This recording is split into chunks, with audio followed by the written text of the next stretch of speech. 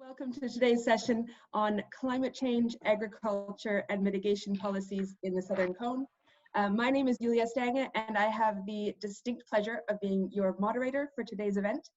Thank you all very much for joining us today. First, I would like to thank Pablo Alverdin of GPS, the group of producing countries of the Southern Cone, for organizing today's webinar, as well as Chris Gleadle from the Paddy Ashdown Forum. To give you a bit of background on our host organizations, GPS is a network of private institutions and experts from the agribusiness sector from Argentina, Brazil, Paraguay, and Uruguay, seeking to contribute to the integration of the Southern Cone countries and their international projection. The Paddy Ashdown Forum is a think tank that is internationalist in outlook with a strong environmental component and produces new thinking on European and international issues. Paddy Ashdown Forum are associate members of the European Liberal Forum. We would love to hear from you throughout this webinar, and we encourage you to participate. So do please ask questions. You will find a Q&A section along the bottom bar of the screen. So please just ask your questions in there as we go. And following the presentations from the speakers, we will have time for discussions and questions. To tell you a bit about myself, as I said, my name is Julia Stange, and I'm a senior manager at Client Earth. We're an environmental law organization where our client is the earth and the law is our tool. I work in the climate and forest program, where we look to improve forest governance, eliminate trade in illegal timber and unsustainable commodities driving deforestation, and to improve the rights of forest-dependent peoples. So we are very fortunate today to have two amazing speakers who are willing to share their deep knowledge and understanding on today's topic, climate change, agriculture, and mitigation policies in the Southern Cone. First, we have Marcelo Brito. He is the president of the Brazilian Agribusiness Association.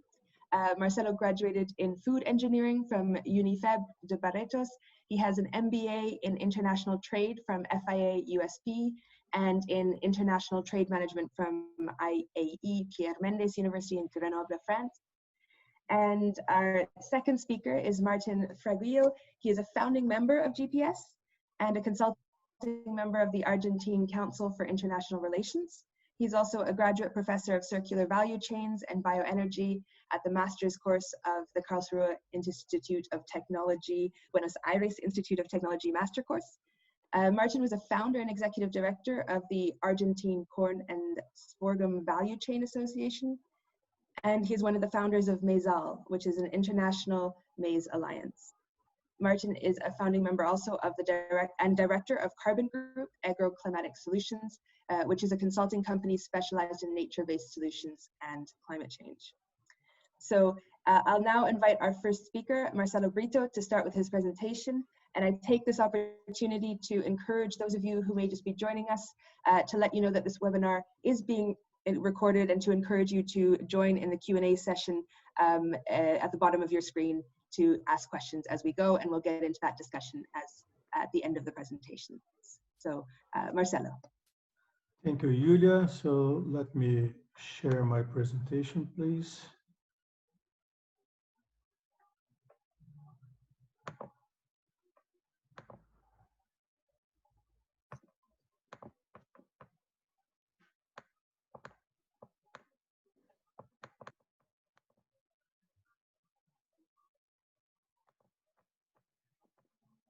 I hope you all can see the slides.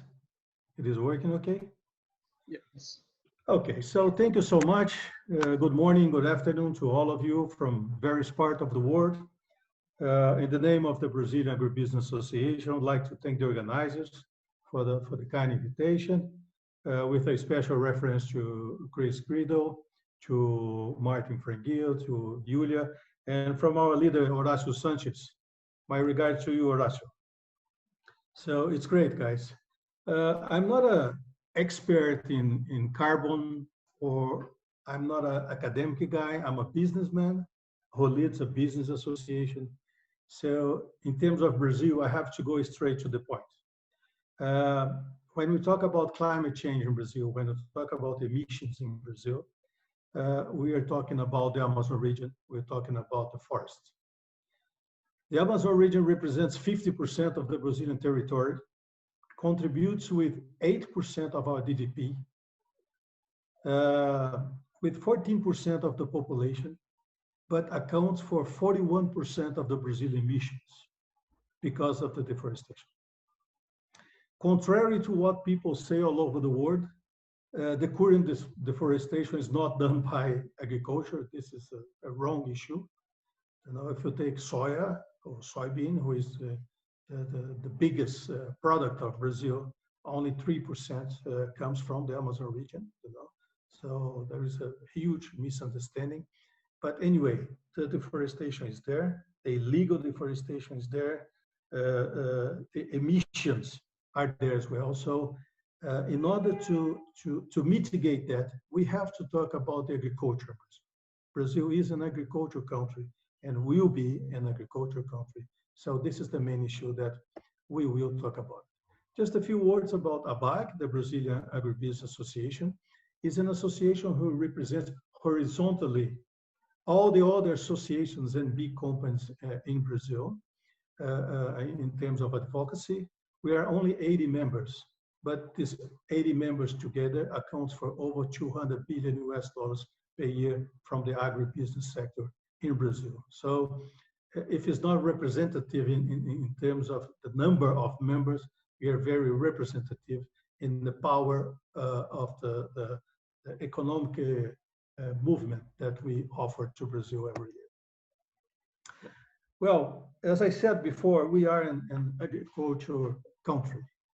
In the last 30 years, food production in Brazil has grown around 235%.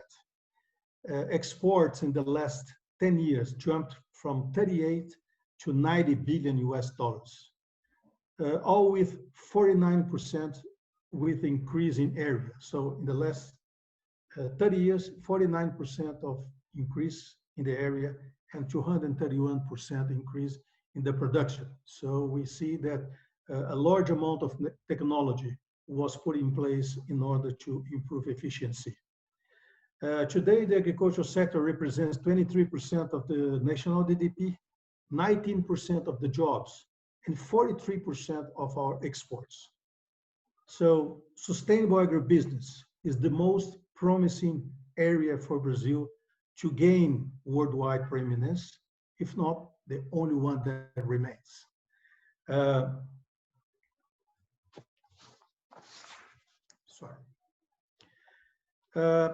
In order to bring the discussion on top of the development of agriculture, the mitigation of emissions, and the preservation and conservation of forest, we are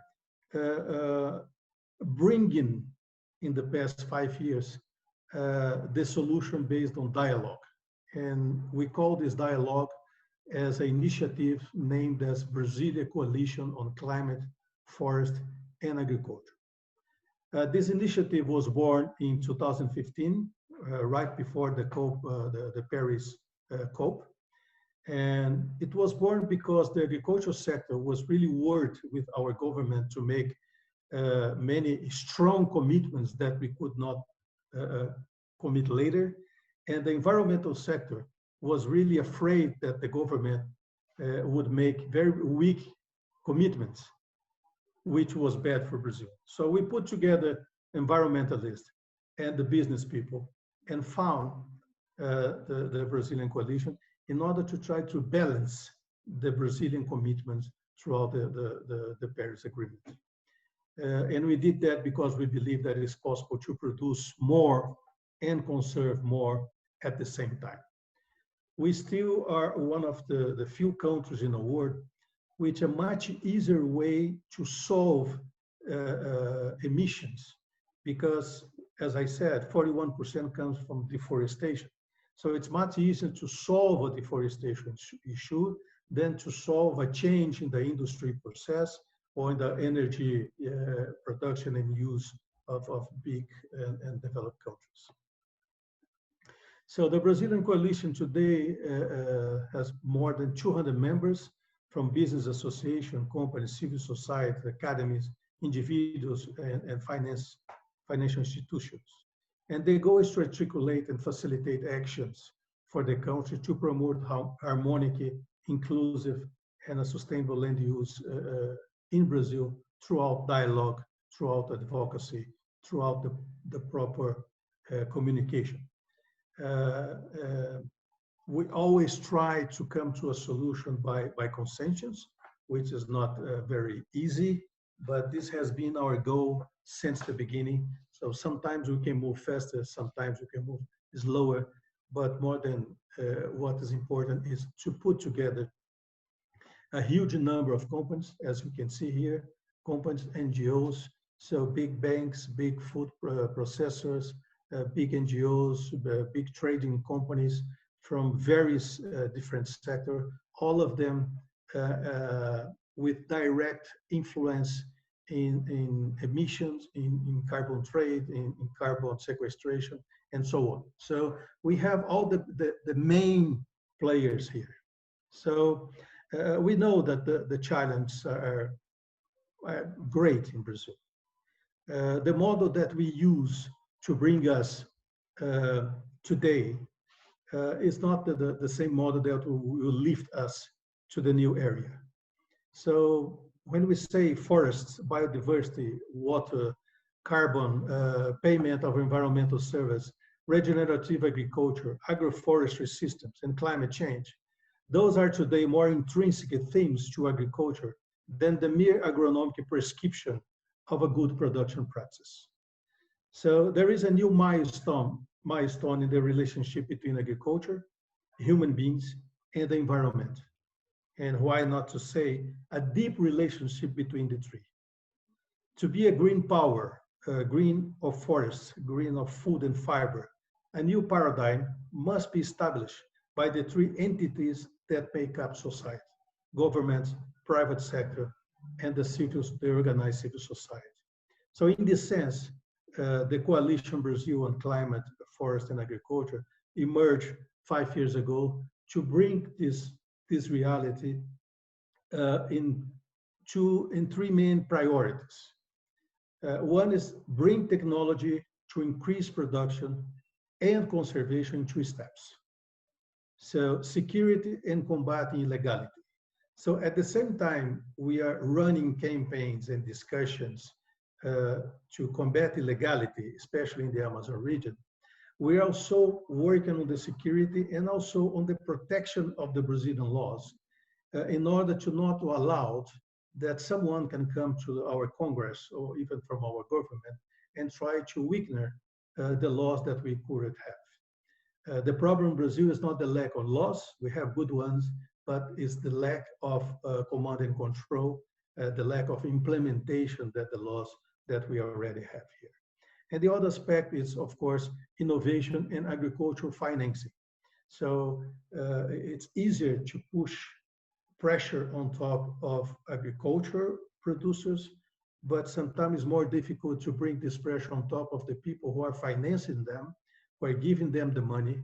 So we have to integrate this society, all the stakeholders around this initiative, to everyone act in accordance to the necessities of the actual society.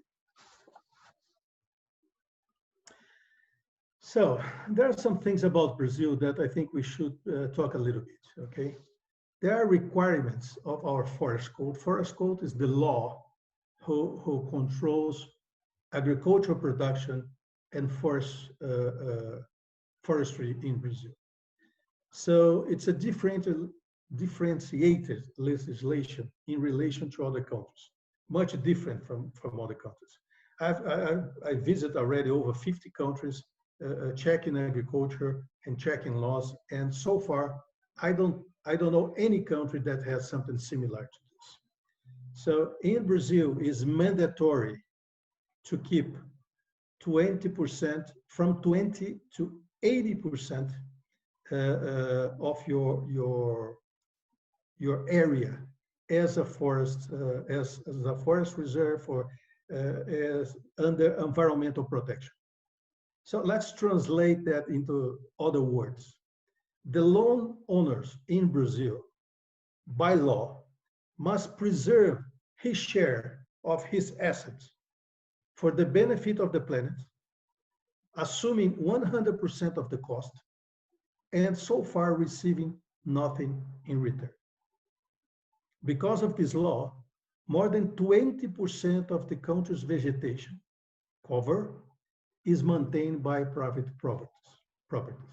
There is no other country in the world that private landowners, private business, responds to over 20% of the vegetation cover in the country. And also give us the chance to still preserve over 60% of that. Okay, but we have challenge. And the challenge is how to stop the deforestation in the other parts of Brazil. The Amazon region, as I told you, 50% of the Brazilian area, it's a continental area, almost the size of Europe, and it's the size of almost 1/3, a little more than 1/3 of the United States. So we're not talking a province, we're talking in a continent. Very young continent. I visited a timber company in Finland last year, and they are operating for over 300 years. In the Amazon region, the development, the real development, started less than 100 years ago. So it's very young. Most of the deforestation occurs in the last 50 years. We still face a very tough issue of land tenure there. We don't have the proper regularization. We don't have the proper documentation and mapping of the areas. We still have 70 million hectares of land. So it's the size of 2 Germanys. That is called non-destined area, which means that areas that belong to the government, but they are not forest reserves, they are not conservation areas, they are not indigenous area, they're nothing. They're nothing. They are there, empty, and it's like an offered area for land grabbers. And land grabbers are responsible for most of the deforestation that happens today in Brazil. So much more than areas that will be converted into agriculture, what is happening today in the Amazon region is that the criminality took over the land, and they're making huge amount of money on land grabbing. You take a land from no one or from the government. You deforest the land, you sell the timber, you convert that into pasture, and you sell that area for a high amount of money. So it's a great deal there. So I think today, because of this misunderstanding, most of people are putting the pressure on top of the wrong sector in Brazil. So the pressure is not on agriculture right now, and you got to come here and check this. We have the satellites image, we have the technology to prove that. So the pressure is on top of the government to combat illegality, to combat the criminality and the money laundering that is being done by the richness, by the biodiversity that we have in the Amazon. To conclude, I would like to call for a reflection here. We Brazilians know that we have a long way to go and an obligation to the world in fight against illegal deforestation, and also to promote a bioeconomic development of the Amazon region in a sustainable way. On the contrary, what we ask our partners from all over the world, that when they give us demand and orders, they also answer Brazil with an honest and transparent manner. And I'm translating this into business ethic. Business ethic are those who are involved of trust and accountability from both parts. And this is translated in message, and the right message and honest communication. So when we have all this together, we come to a decision. But what is decision? Decision is an intention plus action that turns into business practice. So 20 years ago, several of the large global multinationals promised to eliminate deforestation from their supply chain by 2010. Some countries did the same. They were defeated in this initiative. So in 2010, they postponed to 2015, some of them to 2020. Now in 2020, most of them again postponed to 2030. So let's put ourselves in the side of the producers who believed in this promise and changed their production paradigm. And today they see their neighbor or even other producers in other countries selling to the same company who made you change your production way without taking into account any of those issues related to zero deforestation or no illegal deforestation. So if you want to change the world in a speed that the world needs today, that the planet needs today, we must be honest from both parts of the game. When we look at the COP Madrid last year, it was a big disappointment. A big disappointment because we didn't see from any country, the real commitment to bring carbon trade or to solve the issues on Article 6 from Paris Agreement. We see some of the people, let's leave this to Glasgow because we want to give the right message from Glasgow. Or I'm not going to move because the United States is not around the table. So I'm not going to move because India don't want to do this or Brazil doesn't want to do that. So we are lacking honesty. We are lacking the right message and communication from both parts of the world, the developed and the undeveloped. It's easy to see that you have a huge carbon market within Europe. You have a huge carbon market within the United States, also within China, within other countries as well. But when you look in an international level, we still see that this carbon market did not start yet.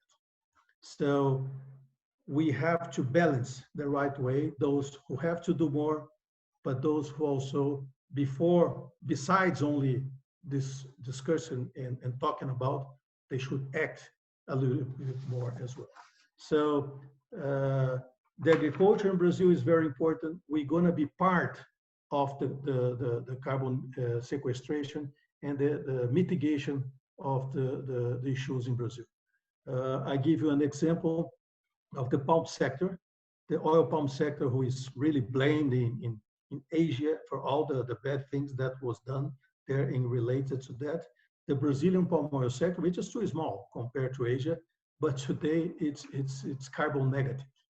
So they sequestrate carbon, and some of the companies here reach levels of 180,000 tons of carbon equivalent of sequestration per year. So this is what changed agriculture, and this is how agriculture will help the emissions. Thank you so much.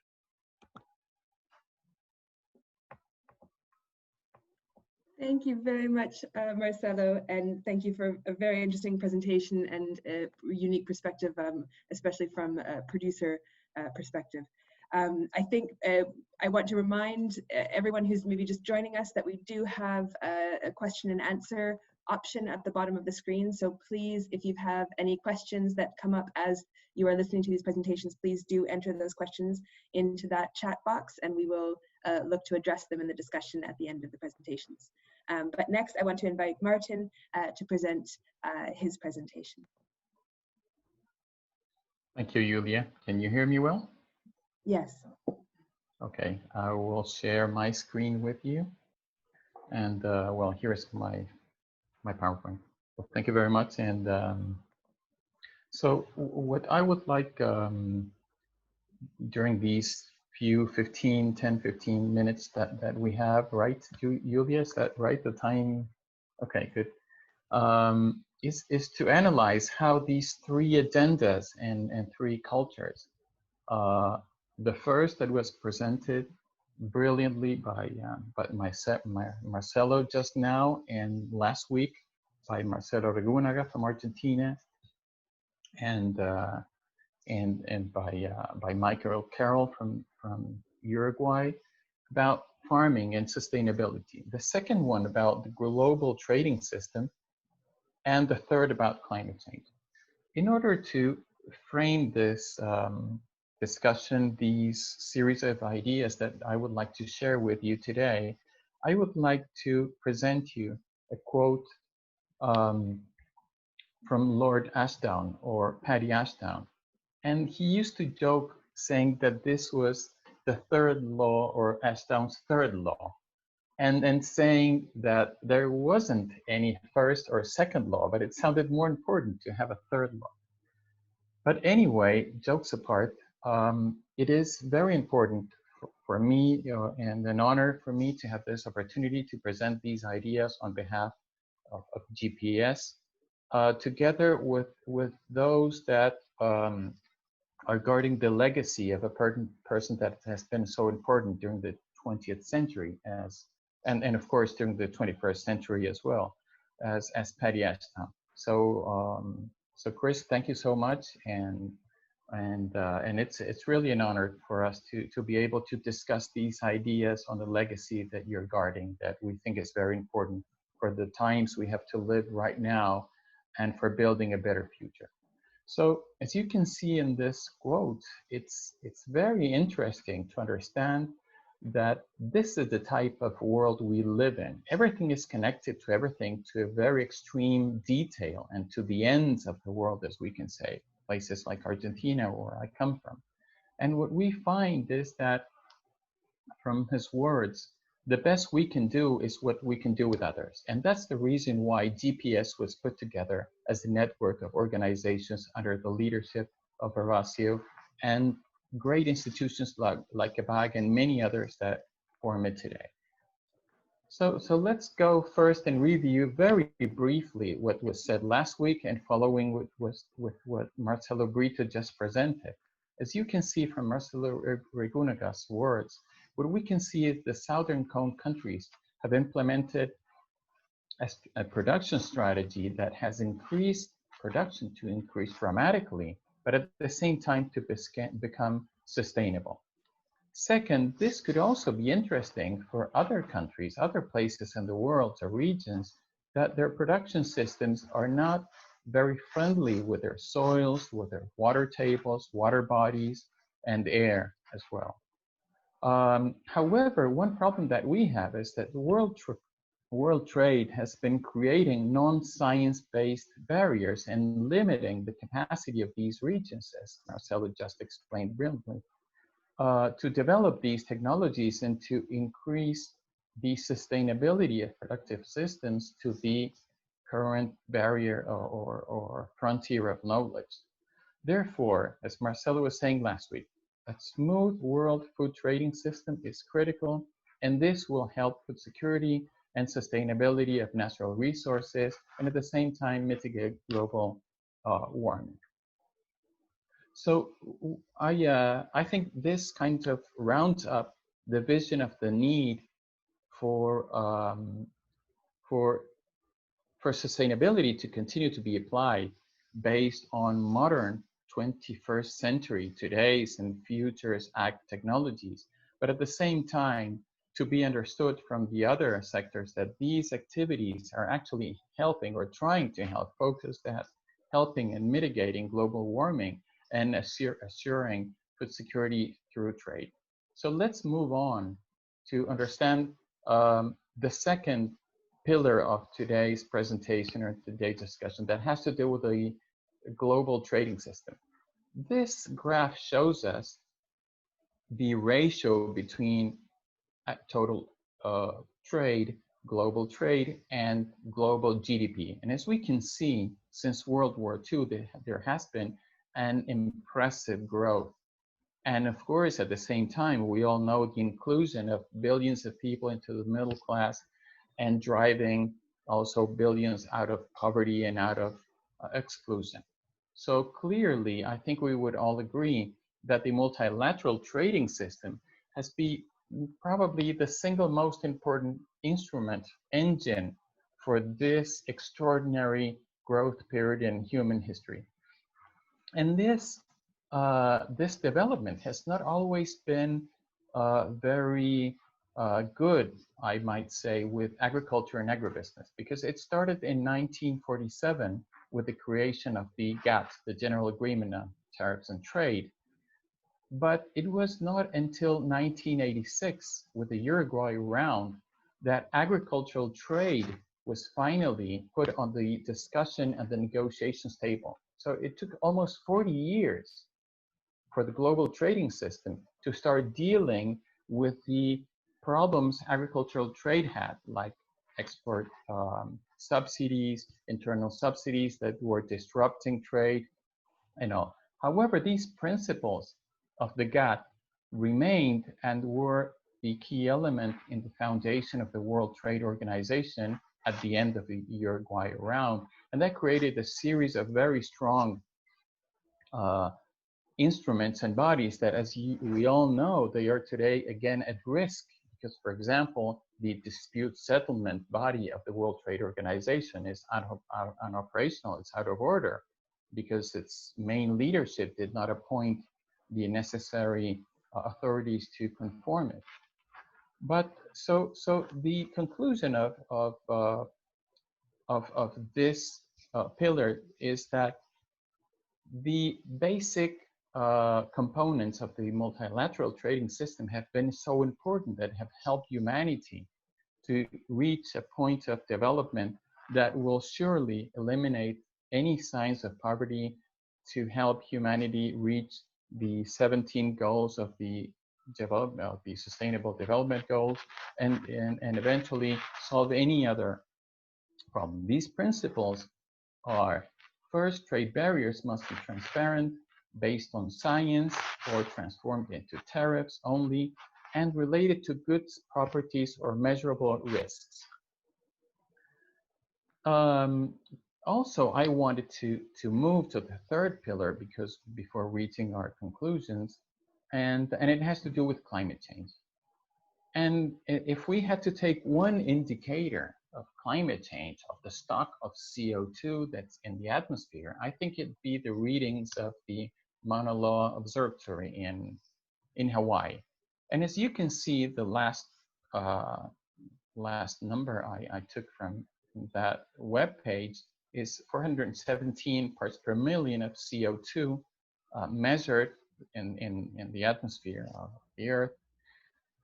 But the problem is that according to the Paris Accord, in order for the atmosphere to remain below the 2 Celsius degrees barrier, we are not, we shouldn't surpass the 450 part per million barrier. So this leaves us a window of opportunity of less than 20 years. If humanity doesn't do massive changes in our emissions, that when you look at emissions from the atmosphere's point of view, almost 90% of emissions, or net emissions that remain or stocked in the atmosphere, come from fossil fuel burning activities. But again, if we move on to this climate change agenda and how it has evolved, it's of course much newer than the Bretton Woods talks and the Bretton Woods institutions as the global trading system. And it starts in 1992 and in Rio with the World Summit. And it's interesting when you read the Rio Declaration, and that's the formal name of the document, that even though it repeats 5 times that these arguments will not be used to create trade barriers, there was one item or one idea that was included that's called the precautionary principle. And it was put for the first time in an international agreement. And very shortly after the approval of the Rio Declaration, was the first case of the use of the precautionary principle as a trade barrier in agricultural products. Following this thread of things that didn't go very well for global agriculture, a few years later, you know that in order to keep stocks understood, one of the first and critical instruments the IPCC created as a scientific body are the guidelines for national inventories. And unfortunately, what we found, and that's where I got involved into climate change, is to discover that the emissions that our agricultural countries were reporting were overestimated, because the 1996 guidelines, particularly in the chapter of annual crops, had overestimated. In the case of Argentina, finally in 2017, we, with the government, or they actually, the Argentine government, modified that, that calculation, that guideline, and our emissions, our total agricultural emissions decreased by 50%. So we were, for more than 20 years, over-reporting, overestimating our agricultural emissions because of because of not understanding that one day one calculation can be right, and the next day we might discover that it's not right. Now we have the refinement of the 2006 guidelines that was just published last year.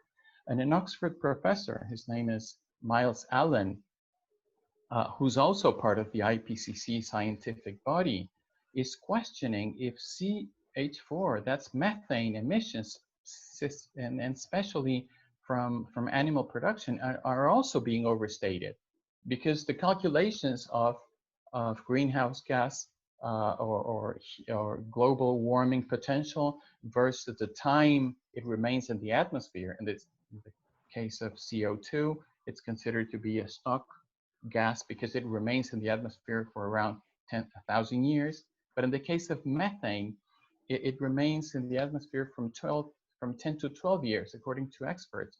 So it doesn't mean the same to calculate them in the same way. So it seems as if again, we're seeing another set of statistics and numbers and criticism coming from equations that are probably need to be modified in the near future.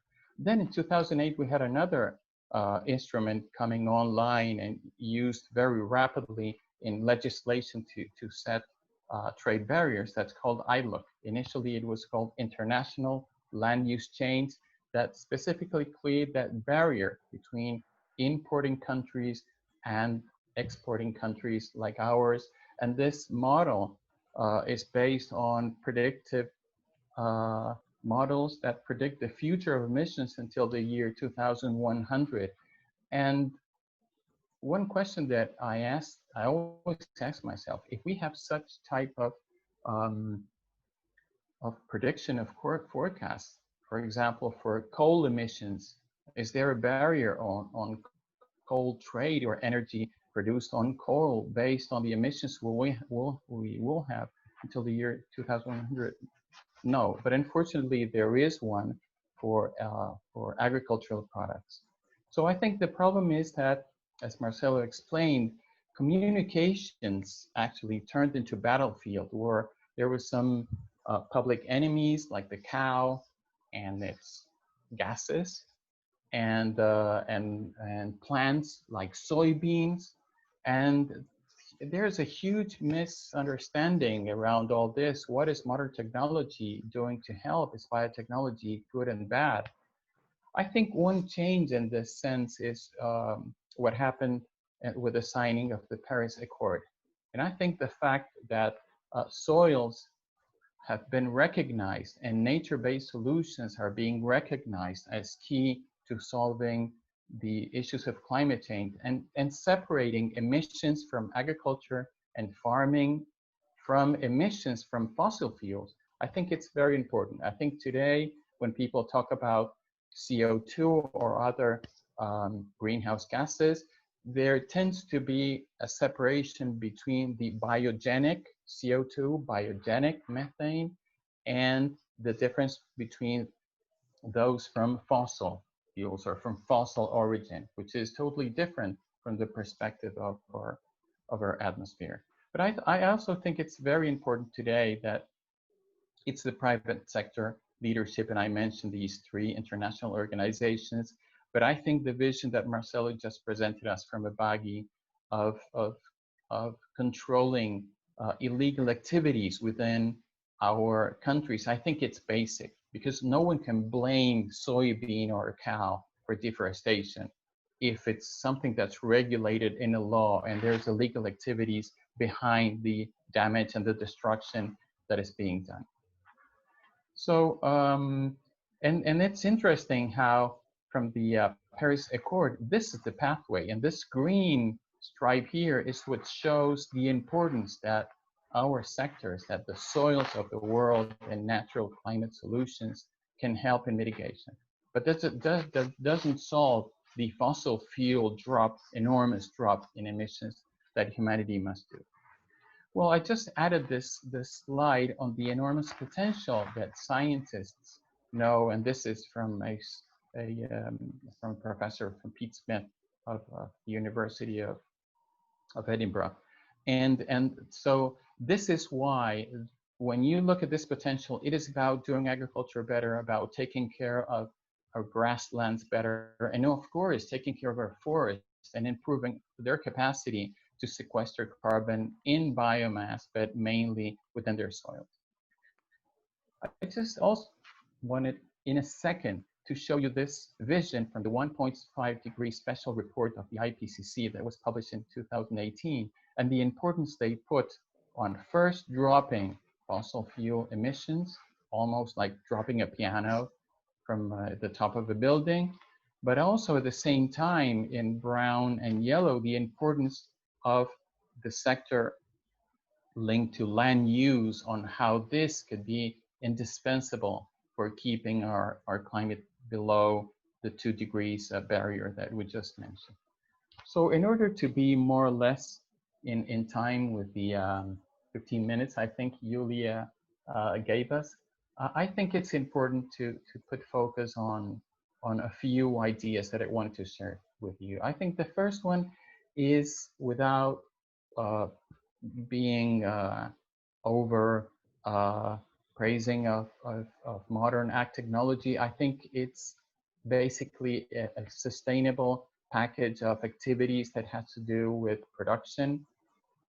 And not only it is helping in decreasing greenhouse gas emissions, but it will also allow improvements in sequestered carbon in soils, or the recarbonization of soils actually, and in plants. But this doesn't mean that it's communication strategy and that it's being understood. We have all seen, heard, read, or watched on TV in many countries in Asia, in North America, or in our own countries as well, and in Europe, misunderstandings and mistaking messages that show the lack of sustainability of these modern.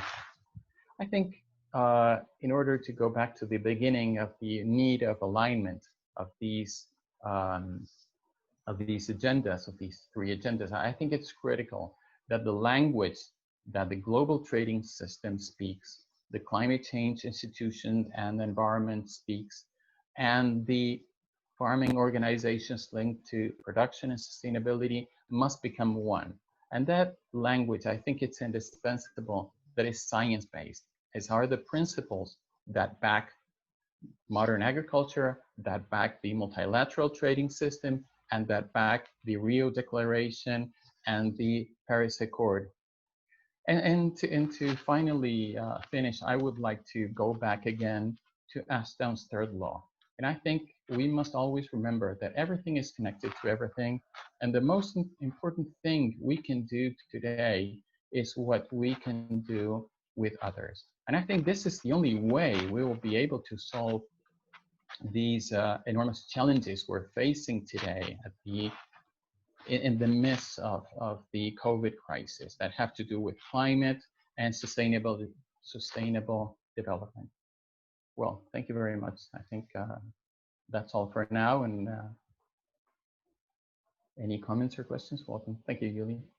Thank you very much, Martin, for a very interesting presentation. And I think really interesting to talk a little bit more in the discussion as well about this intersection between sustainable farming, global trade, and climate change, especially as it relates to Latin America and the Southern Cone countries. I think I just want to, for all of those participants joining us, to highlight again the possibility to ask questions. At the bottom of the Zoom bar, there's a Q&A opportunity, so please do contribute any questions you may have for either or both of our speakers today. To start us off, I think maybe it would be interesting within the context of the framing of this entire webinar series of exchange of ideas between Europe and Latin America, to maybe ask both of our speakers to speak a bit about kind of your main takeaways of what you feel that Europe should be more aware of that maybe European actors are less aware of right now. And some of that has already been in your presentations, but just to start us off on the discussion. Maybe I'll ask Martin just to stay with you for now and to ask you to start us off on that. Okay, thank you very much, Julia. Yes, I'll start. I think when you look at other countries, I think there's so much that we have learned from Europe and that we have received, in terms of culture, of understanding, of how to. I think that the line of thought is infinite, right? From the times of freedom and the importance. We're doing this with a British organization, and the importance of Lord Canning as Secretary of International Relations of the time, of being the first person that took seriously the independence of our countries and their recognition. And so in the case of Argentina and many other, it was the UK, the first country that recognized us as an independent country. So there are so many things that we have in common and that we have, cherished from, these centuries of common interaction and trying to make the world a better place. But I think right now, these debates are not really helping either one of us. I think we really need to understand each other and to work together into understanding how trade is critical for agricultural sustainability, and the modern technology needs to be applied adequately, and we need to take care of sustainability as a whole. Thank you, Martin. I guess same question for you, Marcelo. Any kind of overarching thoughts on this exchange between the two geographies? Thank you, Julia. I think we have to rewrite partnerships. The way things are happening right now, big dichotomy between two sectors are not helping at all the relationship between regions, and more than that, is not helping to implement new paradigms of production. Let me give you one example that was good to say how people are not following the right things because of lack of knowledge. The current government decided to state a new land bill in Brazil last November. So the Brazilian coalition just came over on top of that, sat with the government and other players, other stakeholders, in order to improve that land bill that was not good at all. So for 4 months in a row, we negotiated that and we improved that. From the beginning, we knew that we had to change 7 points of the bill. By the end of March, we had changed 6 of them and more than half of the second part, the 7th part. And suddenly, we received this open letter from the German retailers and the UK retailers, calling the Farm Bill as a land grabber bill, that was terrible for the Amazon region. All the statements were based in the first report from November 2019 and not from the last report the final negotiation on March. I had a call with some of them and I asked them something, said, guys, let me tell you something. Do you understand anything about Farm Bill? Do you know what's going on in the current negotiation right now? Do you know what's the state of this current negotiation? No, you don't know. So what gives you the right to send an open letter to the world saying that whatever is happening here was wrong if you don't know what's going on? So this is what I say from the wrong communication, the lack of honest communication. So who is giving you the pattern to write this kind of thing?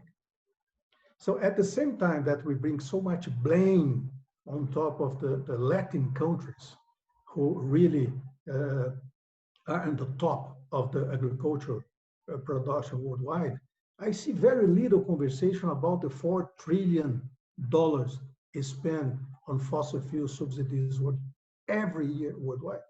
$4 trillion. We could solve all the problems related to climate change in other sectors with $4 trillion. During the Climate Change Week in New York last year, we had a nice conversation with the Consumer Goods Forum and also with a coalition of investors, investment funds. And they were blaming us because of the deforestation. And they wanted to boycott Brazil. And I said, okay, I agree with you guys. If you prove that among your funders in your investment groups, you don't have any money spent on fossil fuels, please start a boycott from Brazil. But there were no one investment fund that had no money on top of fossil fuels. So I come back again to the messaging and to the honest communication. We have a lot of things to do from both parts, but we have to stand from a point that we must be fair. How do you do it?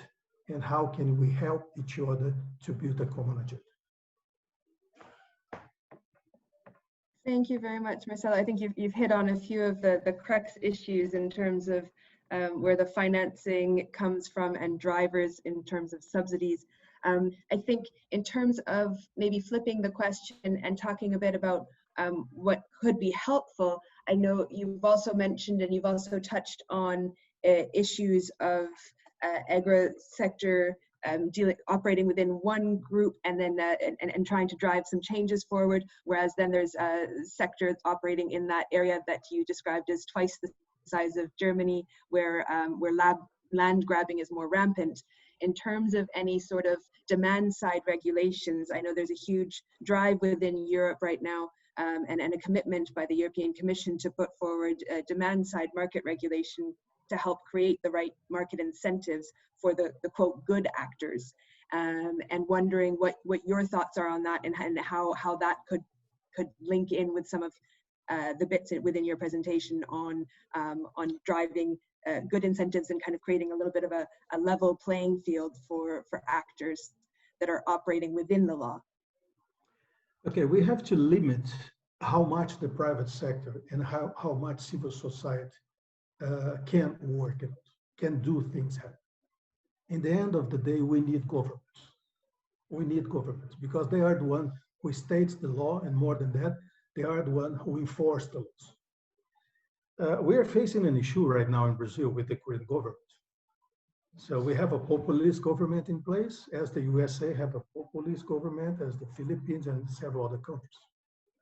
But I must remind that this is a government, this is not the state of Brazil. The state of Brazil will be here after the next 2.5 years where we have this government in place. So things will move on, will continue as well. Governments don't move without pressure. And we have to measure what kind of pressure that we can put on.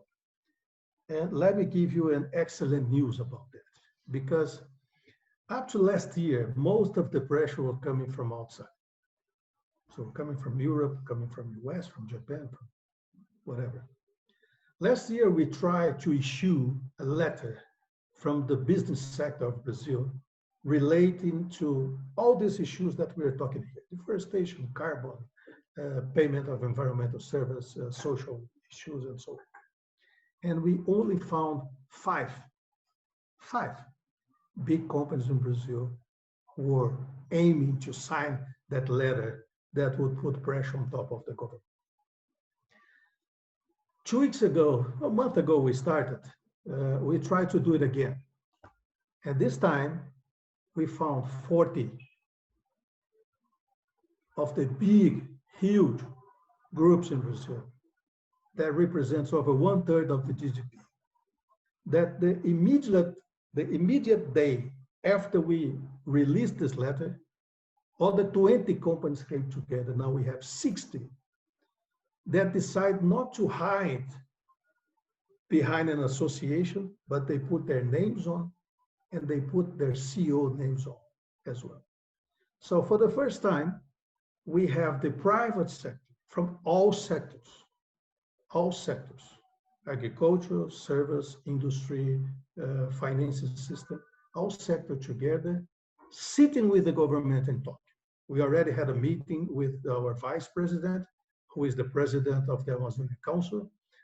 Today, people, right now, I have in another meeting with the president of the lower house of the Congress. So we are trying to improve the conversation throughout a strong and representative pressure. So this is how things happen. You have to convince the local business to move on. And then with support from outsiders, we can build something together. When it comes from outsiders, it's always easier. It's good for me to say something bad about the French government because I'm not there. I'm not investing there.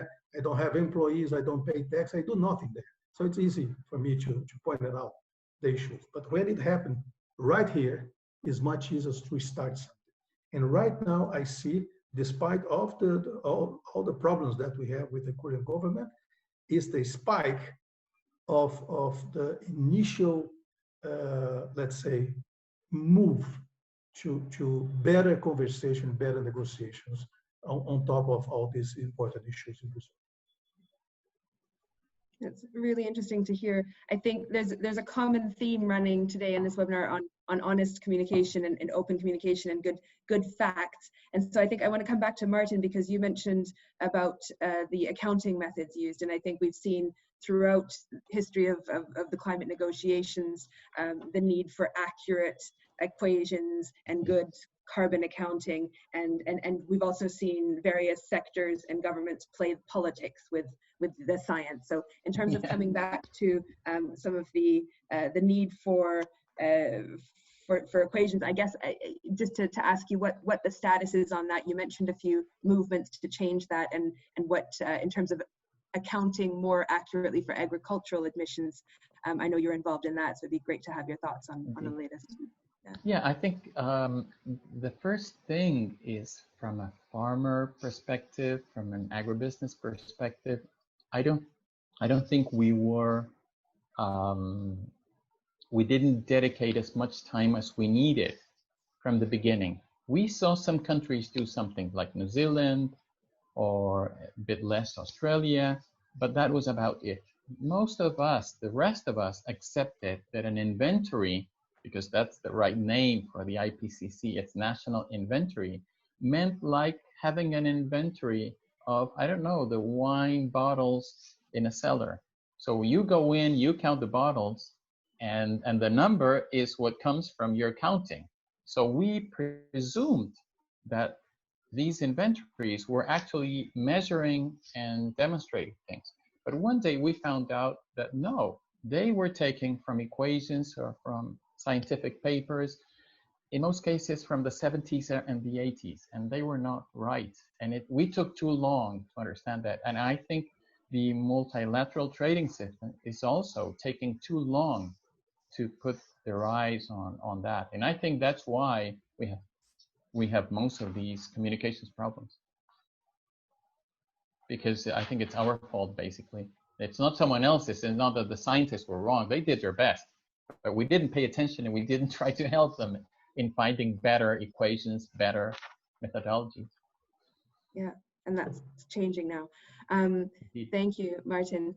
I think just to remind everyone online that please do keep your questions coming in. I think there's lots of interesting questions that we can ask these two wonderful speakers. The next question I think is for Marcelo. There was a recent study posted in Science magazine that you may likely be aware of. It showed up that up to 20% of soy and 17% of beef that is exported to Europe could be contaminated by deforestation, so to speak. So wondering of your thoughts on that. Okay, that's a great question because this report made a lot of noise. And I come back again to the messaging. First of all, I was happy with the report. Some people got mad, but by myself, I was happy. I was happy because let's look at half full glass or half empty glass. Looking for half full, what the report says is that from almost 900,000 rural properties checked, only 2% were responsible for most of the deforestation. So looking in this way, they're saying that 98% of the rural properties was in compliance with the law and producing food, feed, and fibers in the best technology way. So it's a good view, okay? But let's look at the 2%. Let's look at the 2%. And what the study says is there is a potential contamination in up of 20% of the soy export to Europe. Up to 20 can be 1, 2, 3, 10, 15, or 20%. So if it's 2% contamination, do you think is that okay? There are several contaminations that can be higher than that in several different products. So when we say potential, we are giving the wrong message again. What we're trying is to act as putting a bad claim on top of that sector. Up to 20, up to 30, up to 50. So this is how a very reliable magazine can bring and can post a study. And by the way, let me tell you, I'm a very good friend of most of the scientists who wrote this study. The leader, it's my personal friend. So we had this discussion way before last year when the study was done.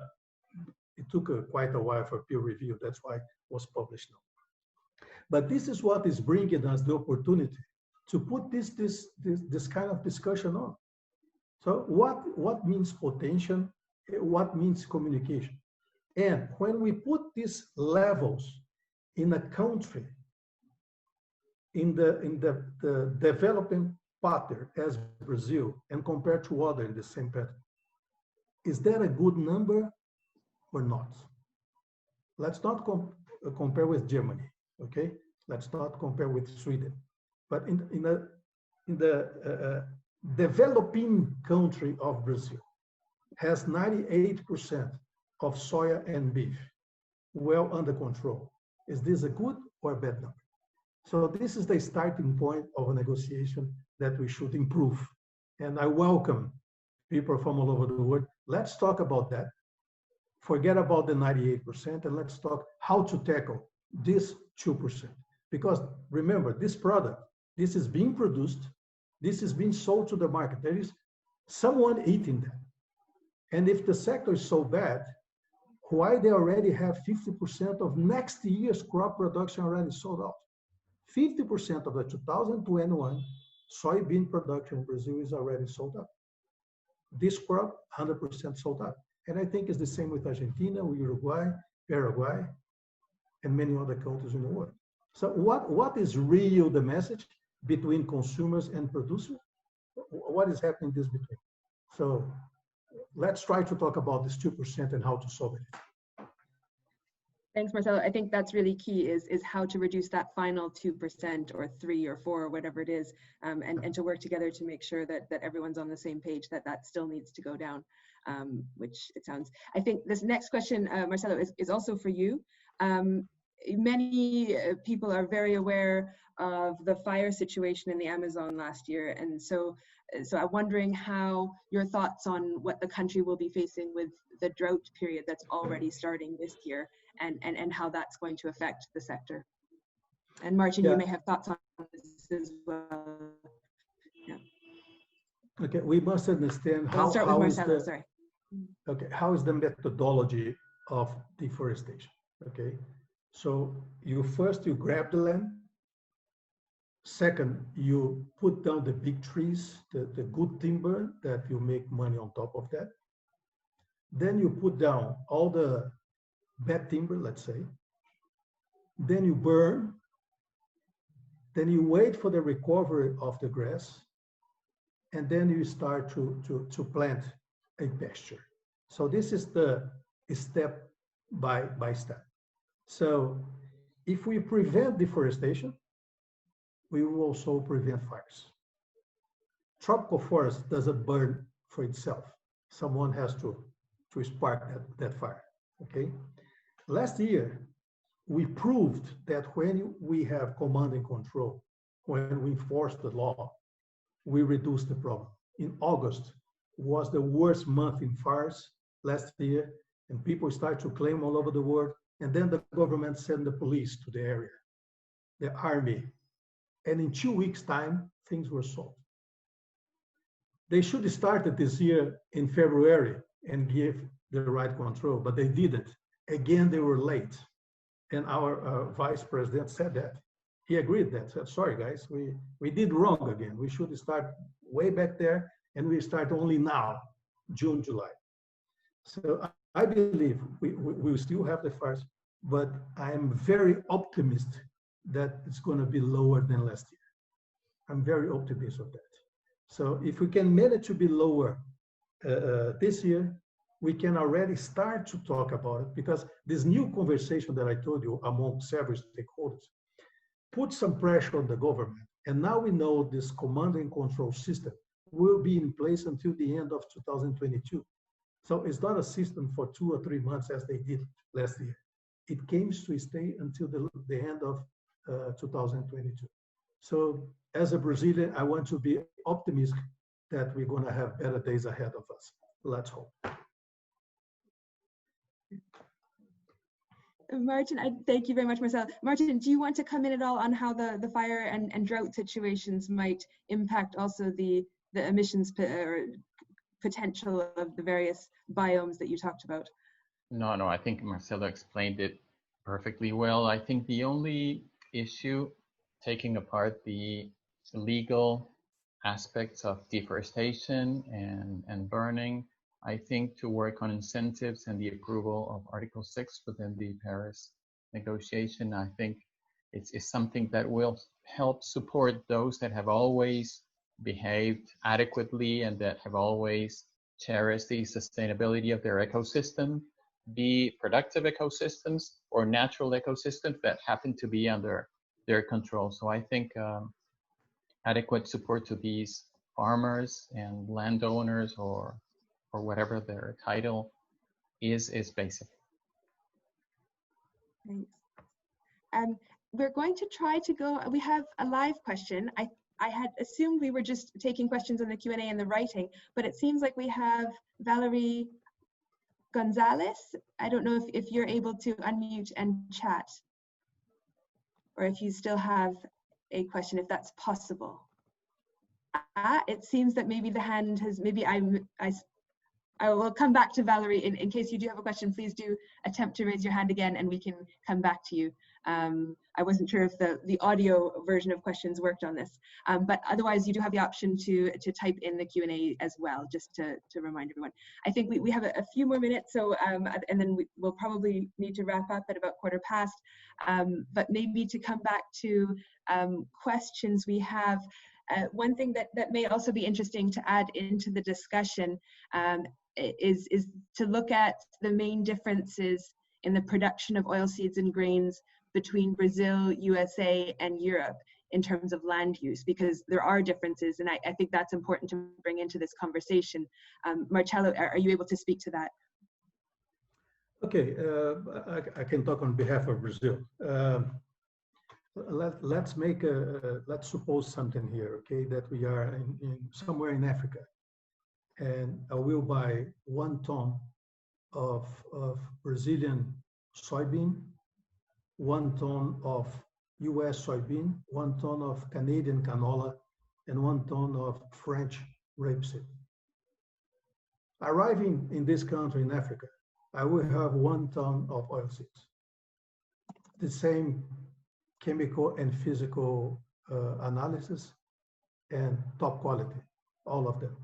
So what differentiates these products? Leaving the farmer, the grower, the beans who left Brazil was raised in a place with a 20% forest reserve or at 35% forest reserve, which means that together with that soybean, you have a percentage of carbon that was kept in the field by that forest reserve. Those other countries don't have that. Second point, 90% of the energy used in Brazil is renewable energy. So we also have a percentage of carbon that can be dealt with that product, because all the energy used throughout the process, at least 90% came from renewable energy and not from coal or nuke or any other source of fossil fuel. So this is the kind of analysis, the final analysis that we have to make on top of all products. I'm talking about beans, but we can talk about iron ore, or we can talk about cars, whatever you want. How is the amount of the fossil fuel, renewable fuel you have in certain product, and how much carbon are you carrying together with that product? And in the end, another calculation that's very, very important. How much of your GDP is really invested in the protection and in the preservation of green vegetation? Just a simple comparison. If you take Costa Rica and if you take Saudi Arabia, how many percent of that GDP is spent on green development, on green areas? It's 0 in Saudi Arabia and over 60% in Costa Rica. So we cannot tax or we cannot price the same product from those countries at the same way. See, different communication, and how do you analyze the full and the end goal of a product. Thank you. Martin, do you want to come in terms of Argentina? Yeah, let me go, yes, very briefly to your question about differences in production. In our 4 countries today, if you go to a farm and see how things are done, and you look back at the 80s or the beginning of the 90s, back then it was very similar. Deep plowing, heavy plowing, chiseling, disking, and all those things. You go today, more than 90% of the planted area in our 4 countries is no-till. That means that the soil is not being moved or disrupted. What we learned in these 20-something, 30 years is that by not disrupting, but by not moving the soil, those living forms, microorganisms or soil microfauna or mesofauna that live in the soil are not affected. And so they develop many capacities that are good for our crops. And that has decreased the need of fertilizer. It has decreased the need of agrochemicals. And we know that that will continue to move on further. When you look at grasslands, and I think Michael Carroll made a great presentation last week of how we have always kept and had a great appreciation for our grazing lands and our pastures. You know, Argentina was mainly more than 90% of our land before the time of the colonial occupation by Spain. More than 90% were grasslands. and we had few trees. Even one of the problems for the settlers is that they had no trees around. They had to move hundreds of miles to find one tree. And so I think that's kind of the basic difference today. And I think that's important for those that need to move into soil carbon sequestration and better agriculture. Thank you very much. I think, unfortunately, we are wrapping up now, so we'll leave it at that. But I do want to thank everyone for joining us here today on this webinar, and thank very much our speaker for rich and interesting discussion. So thank you to Marcelo and to Martin. We heard about really interesting producer perspectives on addressing the deforestation issue and the current situation of criminality in Brazil associated with land grabbing. We heard about the need for accurate emissions accounting and for the potential of the agriculture sector in mitigating climate change. So I think lots of interesting discussions that we can also take into our future webinars. I want to take this moment to remind everyone that this is the webinar will be available online on both the Patty Ashdown Foundation and the GPS websites. And to remind everyone also that this is the second of a series of 8 webinars hosted by PAF and GPS, and the next one will take place next week at the same time, and these seminars will run through till September 2nd. So please do join us again. Thank you again to our hosts and to our speakers, and depending on where you are in the world, kind of good afternoon or good evening. Thank you very much. Bye, everyone. Thank you. A pleasure. Thank you. Bye-bye. Bye-bye. Ciao, ciao.